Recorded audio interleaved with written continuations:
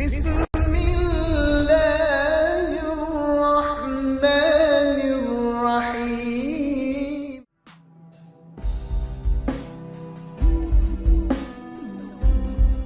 انسان نیکی اور برائی دو چیزوں کا مرکب ہے۔ اگر وہ اپنے رب کی طرف راغب ہوتا ہے تو اس کا دل مائل عمل خیر ہو جاتا ہے، یعنی کہ وہ نیکی کی طرف خود بخود راغب ہو جاتا ہے، اور جب وہ اپنے رب سے دوری اختیار کرتا ہے تو اس کے نصیب میں بس درد کی ٹھوکریں ہی رہ جاتی ہیں۔ اسلامی تاریخ گواہ ہے کہ پروردگار عالم نے انسان کی رہنمائی کے لیے اپنے برگزیدہ بندے بھیجے جو کہ اس کو پروردگار دو جہان کی طرف راغب کرتے رہے، اور آج ہم ان برگزیدہ ہستی کو انبیاء علیہ السلام کہتے ہیں۔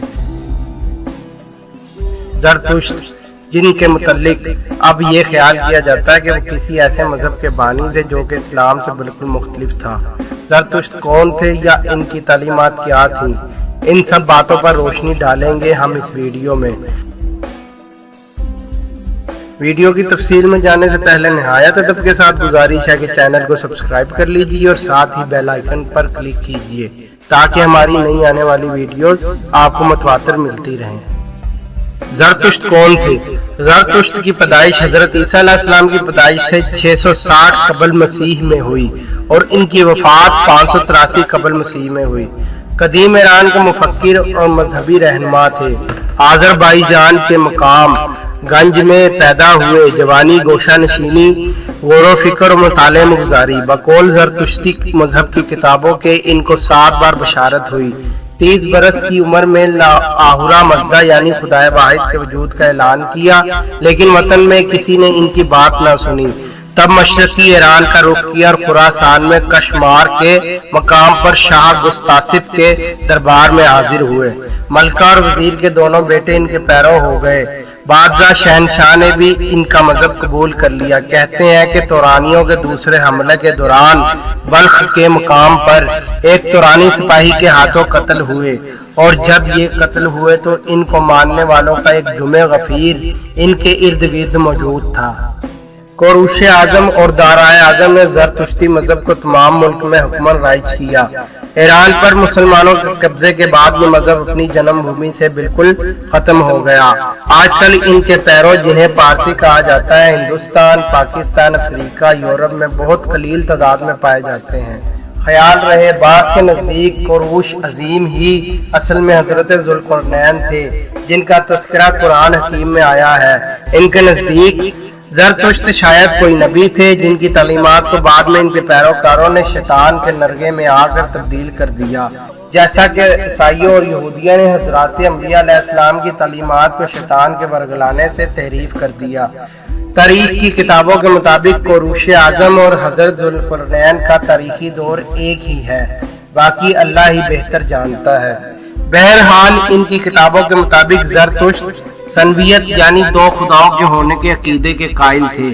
ان کا دعویٰ تھا کہ کائنات میں 2 طاقتیں یعنی 2 خدا کار فرما ہیں، ایک آہورا مزدا یزدان جو خالق اعلیٰ اور روح حق و صداقت ہے اور جسے نیک روحوں کی امداد و آنت حاصل ہے، اور دوسری آہرمن جو بدی، جھوٹ اور تباہی کی طاقت ہے، اس کی مدد بدروحیں کرتی ہیں۔ ان دونوں طاقتوں یا خداؤں کی ازل سے کشمکش چلی آ رہی ہے اور ابد تک جاری رہے گی۔ جب آہورا مزدا کا پلہ بھاری ہو جاتا ہے تو دنیا امن و سکون اور خوشحالی کا گہوارہ بن جاتی ہے، اور جب آہرمن غالب آ جاتا ہے تو دنیا فسق و فجور، گناہوں، عصیاں اور اس کے نتیجے میں آفات ارضی و سماوی کا شکار ہو جاتی ہے۔ پارسیوں کے عقیدے کے مطابق بالآخر نیکی کے خدا یزدان یعنی آہورا مزدا کی فتح ہوگی اور دنیا سے برائیوں اور مصیبتوں کا خاتمہ ہو جائے گا۔ زرتشتی مذہب کے 3 بنیادی اصول ہیں: گفتار نیک، پندار نیک، کردار نیک۔ آہورا مزدا کے لیے آگ کو بطور علامت استعمال کیا جاتا ہے کیونکہ یہ ایک پاک و طاہر شے ہے اور دوسری چیزوں کو بھی پاک و طاہر کرتی ہے۔ پارسیوں کے معبدوں اور مکانوں میں ہر وقت آگ روشن رہتی ہے، غالباً اسی لیے انہیں آتش پرست سمجھ لیا گیا۔ عرب انہیں مجوسی کہتے تھے۔ آتش زرتشت کے متعلق ایک بات بہت دلچسپ ہے کہ یہ آگ ہزاروں سال سے جل رہی تھی، اور جب سرور کائنات قبلہ عالم حضرت محمد صلی اللہ علیہ وآلہ وسلم کی ولادت ہوئی تو خود بخود بجھ گئی۔ جس سے مجوسیوں نے کہا تھا کہ ضرور دنیا میں کسی خاص الخاص انسان کی پیدائش ہوئی ہے، کیونکہ ان کی کتاب میں ایسا زرتشت بتا گیا تھا۔